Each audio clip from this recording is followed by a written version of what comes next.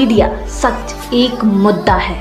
नमस्कार, आप देख रहे हैं आर मीडिया। मैं हूं आपके साथ अनमोल तिवारी। हम आज बात करने वाले हैं सत्याग्रह एक्सप्रेस को लेकर, जिसको लेकर सोशल मीडिया पे कुछ दिनों से अफवाह उड़ रही है और तेज़ी से वायरल हो रहा है कि सत्याग्रह एक्सप्रेस का परिचालन दरभंगा से होगा, जिस पे प्रोफेसर अनिल सिन्हा ने बताया कि नहीं, किसी भी हालात में सत्याग्रह एक्सप्रेस रक्सौल से ही चलेगी। आइए इसको लेकर हम बात करते हैं। सर, कुछ दिनों से सोशल मीडिया पे ये वायरल हो रहा है कि सत्याग्रह एक्सप्रेस का परिचालन दरभंगा से होगा। इसको लेकर आप क्या कहेंगे?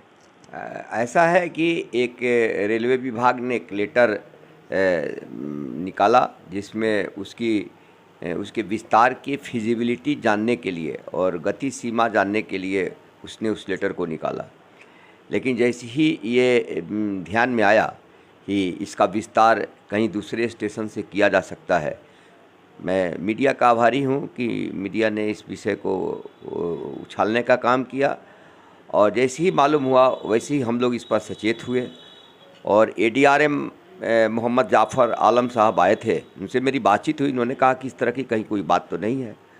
हमने कहा कि नहीं है, ये लेटर क्या शो करता है? आप फिजिबिलिटी जान रहे हैं, आप फिजिबिलिटी जानने का काम आम जनता से तो कर नहीं रहे हैं, आप तो फिजिबिलिटी अपने अधिकारियों से करेंगे।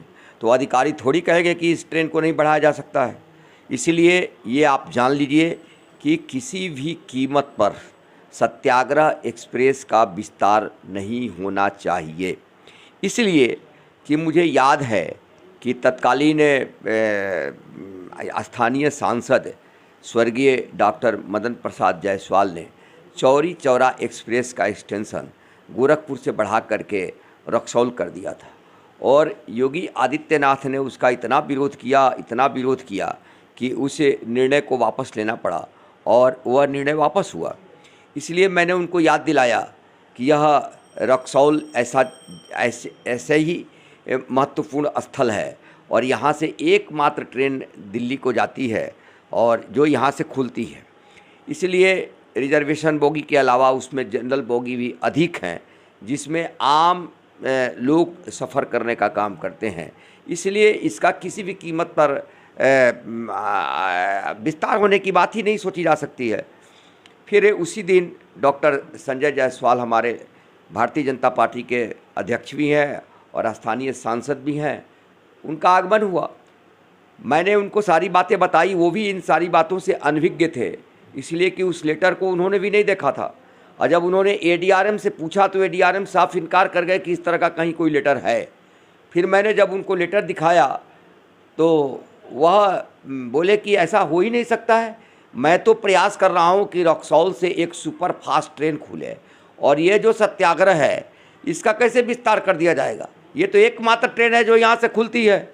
इसलिए यह सवाल ही नहीं उठता है, यह प्रश्न ही नहीं उठता है कि सत्याग्रह यहाँ से जाए। इसीलिए इस विषय का एक तरह से कहा जाए तो अंत हो चुका है और समापन हो चुका है। इसलिए कि डॉक्टर संजय जायसवाल ने उसी दिन कह दिया कि किसी भी कीमत पर सत्याग्रह एक्सप्रेस का विस्तार नहीं होगा और यहीं से सत्याग्रह एक्सप्रेस खुलेगी। और जहाँ तक सवाल है दूसरे ट्रेनों के विषय में, तो दूसरे ट्रेनों के विषय में भी मैंने अभी तक तो ऐसा कहीं कोई बात नहीं है, ऐसा कोई लेटर भी नहीं निकला है जिससे कि ये हो। अनावश्यक किसी विषय को तूल देने का कोई आधार नहीं बनता है।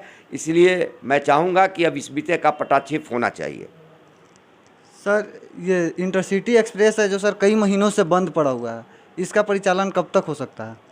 देखिए, इसके लिए प्रयासरत हैं, इसलिए कि कोरोना काल के पूर्व ये सारी ट्रेनें यथावत थीं, लेकिन कोरोना काल ने पूरे रेल को अस्त व्यस्त कर दिया।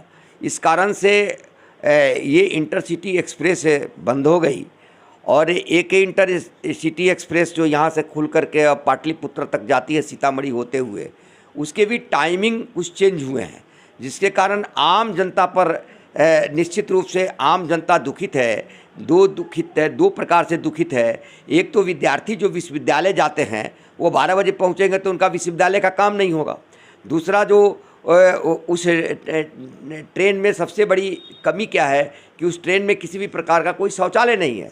इसलिए हमने उस दिन AIDRM से और अपने माननीय सांसद जी से भी उनके समक्ष ADRM से मैंने कहा कि इस बात की आप कल्पना कैसे कर सकते हैं कि ये 21वीं शताब्दी है और जो ट्रेन 5 घंटा, 6 घंटा, 7 घंटा का सफ़र करती हो, उस ट्रेन में एक भी शौचालय नहीं है। क्या यह महिलाओं के लिए, सीनियर सिटीजनशिप के लिए उचित है? उन्होंने कहा कि नहीं, ये तो होना चाहिए, इसमें मैं प्रयास करूँगा कि उसमें लगे। और आपको मैं बता दूं कि आज DRM आने वाले हैं। हमने मांग पत्र तैयार किया है सांसद जी के बिहाफ में, और हम सांसद प्रतिनिधि उनसे के रूप में उनसे मिल कर के उस ज्ञापन को देने वाले हैं, जिसमें इंटरसिटी एक्सप्रेस है, जो लिंक इंटरसिटी एक्सप्रेस है, उसको पूर्व की भांति चलाया जाए। और ये जो पाटलिपुत्रा तक सीतामढ़ी होकर के जाती है ट्रेन, इसको भी डेमो, इसको भी, इसमें भी शौचालय की व्यवस्था या उसके टाइमिंग को पूर्ववत किया जाए। इन मांगों को लेकर के हम उनसे मिलने वाले हैं। सर, एक और वायरल हो रहा है कि जो मिथिला एक्सप्रेस रक्सौल से मोतिहारी के रास्ते जाती है, उसका परिचालन अब सीतामढ़ी के रास्ते होगी। ऐसा कहीं कोई नहीं है, ये बिल्कुल अफवाह है, इस तरह की कहीं कोई बात नहीं है। इंटरसिटी के परिचालन को लेकर आपके द्वारा क्या पहल किया जा रहा है? मैंने तो बताया कि आज इंटरसिटी के परिचालन को लेकर के मान्यवर सांसद महोदय से भी हमारी बातचीत हुई और वो भी पहल कर रहे हैं। और अभी DRM आने वाले हैं, DRM से हम मांग करने वाले हैं कि भाई इंटरसिटी के एक्सप्रेस को पूर्व की भांति चलाया जाए। समय देने के लिए बहुत बहुत धन्यवाद सर। धन्यवाद आपको भी।